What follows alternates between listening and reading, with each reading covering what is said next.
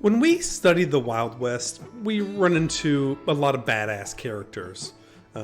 Heck Thomas, Billy the Kid, Jesse James, even the actors in Hollywood like John Wayne, Clint Eastwood, they're badasses. But one we haven't talked about and could be one of the most influential people of the Wild West just got a new premiere on Paramount Plus. That's Bass Reeves. Arguably the most successful lawman in Wild West history. So we're going to take a deep dive into Bass Reeves on this episode of Chronicles of the West. Born in 1838 to enslaved parents in Crawford County, Arkansas, Bass Reeves would go on to make history as the first U.S. Deputy Marshal west of the Mississippi River, becoming one of the most celebrated frontier heroes in American history. Bass, owned by a man named William Reeves, adopted his owner's surname, a common practice amongst slaves during that time. His first name was derived from his grandfather, Bass Washington. Reeves initially worked as a water boy and later a field hand alongside his parents. Around 1846, William Reeves relocated his operation and family and his slaves to Grayson County, Texas. Standing tall at 6'2", Bass Reeves possessed a courteous demeanor and a good sense of humor. George Reeves, William's son, became his valet, bodyguard, and companion. When the Civil War began, Texas aligned itself with the Confederacy, and George took Bass with him. During the Civil War years, Bass separated from Reeves' family, with accounts suggesting it was due to his dispute in a card game or his desire to escape after hearing about the freeing of slaves. Bass found refuge in Indian Territory, which is now Oklahoma, with the Seminole, Cherokee, and Creek Indians, learning their customs, languages, and tracking skills. He also honed his firearm skills, becoming a quick and accurate pistol shooter, although he considered himself only fair with a rifle and was often barred from competitive turkey shoots. After being freed by the Emancipation Proclamation in 1863, Bass left Indian Territory, purchased land near Van Buren, Arkansas, and became a successful farmer and rancher. He married Nellie Jenny from Texas and raised 10 children on their homestead.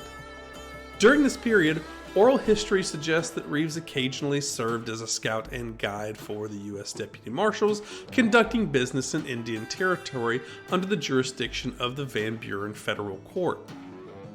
Reeves' life as a content farmer changed when the Federal Western District Court was relocated to Fort Smith, Arkansas, and Isaac C. Parker was appointed as the judge.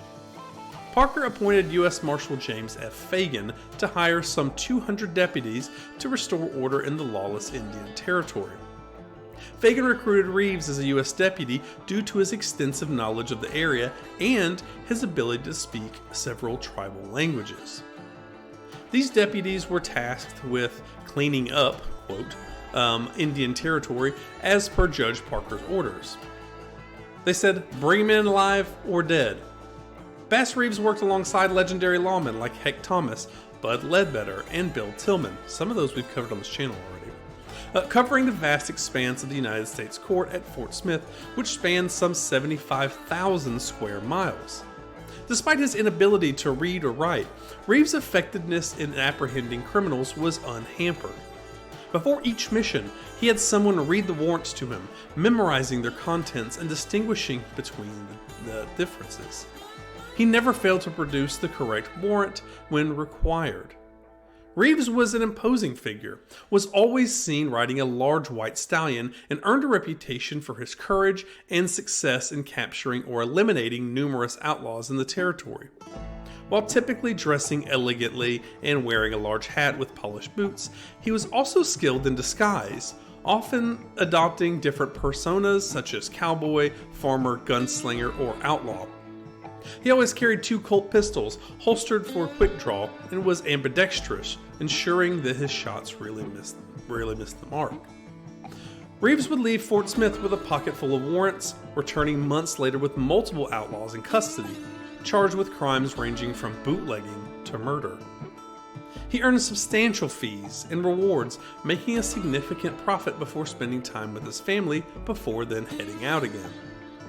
The tales of his capture are filled with intrigue and courage. In one instance, Reeves pursued 2 outlaws in the Red River Valley near the Texas border. He gathered a posse and devised a plan, disguising himself as a tramp.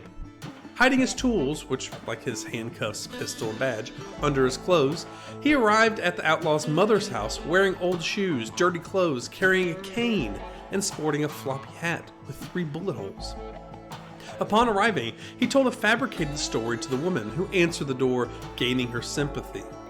After being invited in for a meal, she shared information about her outlaw sons, suggesting that they actually team up. Pretending to be wary, she allowed him to stay longer. As night fell, Reeves heard a whistle from beyond the house. The woman went outside and responded with a whistle of her own. Soon, 2 riders arrived and engaged in a conversation with her. Afterwards, they all entered the house and the woman introduced her sons to Reeves. They discussed their crimes and decided to join forces. As the outlaws slept, Reeves watched them closely and, without waking them, handcuffed them. In the morning, he roused the outlaws, marched them out, and delivered them to the waiting posse. The outlaws were promptly handed over to the authorities, and Reeves collected a $5,000 reward. One of the highlights of Reeves' career was apprehending the notorious outlaw Bob Dozier, who was involved in a wide range of crimes, from cattle and horse rustling to bank and store robberies and murder and land swindles. Dozier had eluded the many lawmen until Reeves tracked him down in the Cherokee Nation and engaged in a gunfight, resulting in Dozier's death on December 20th of 1878. In 1887, Reeves faced charges of murder of posse cook, and his trial was presided over by Judge Isaac Parker. He was represented by U.S. State Attorney W.H.H. Clayton, a colleague and friend, and ultimately he was acquitted. In 1889, he was assigned to Paris, Texas. Reeves pursued the Tom Story gang of horse thieves. He surprised Tom Story with an arrest warrant, but Story drew his gun, prompting Reeves to act swiftly and shoot him dead. The rest of the gang disbanded and disappeared. Reeves arrested the notorious Seminole outlaw Greenleaf in 1890, a fugitive who had been on the run for 18 years and had murdered 7 people. In the same year, he pursued the famous Cherokee outlaw Ned Christie, although Christie managed to evade capture despite Reeves and his posse burning down Christie's cabin. In 1896, Reeves' wife passed away in Fort Smith, Arkansas, and he was subsequently transferred to the Muskogee Federal Court in Indian Territory. In 1900, he married again, this time to a woman named Winnie Sumter. One of the most challenging manhunts in Reeves' career was tracking down his own son in 1902. After delivering 2 prisoners to U.S. Marshal Leo Bennett in Muskogee, Oklahoma, Reeves received devastating news that his son, Benny, had been charged with murdering his wife in a fit of jealousy. Despite the reluctance of other deputies to accept the warrant, Reeves insisted on finding his son. 2 weeks later, he returned with his son, who was tried and sentenced to life in prison.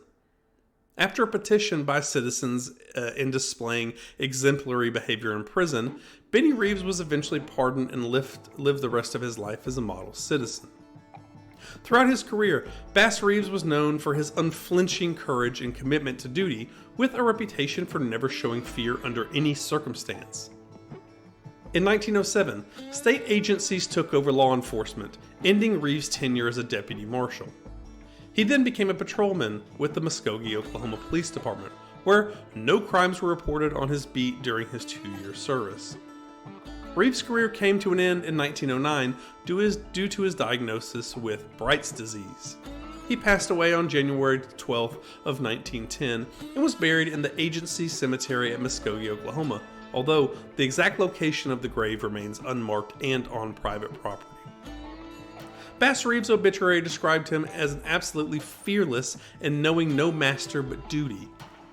Over his 35-year career as deputy marshal, he earned a well-deserved place in history for his effectiveness in taming the lawless Indian Territory, apprehending more than 3,000 outlaws, and ensuring justice was served.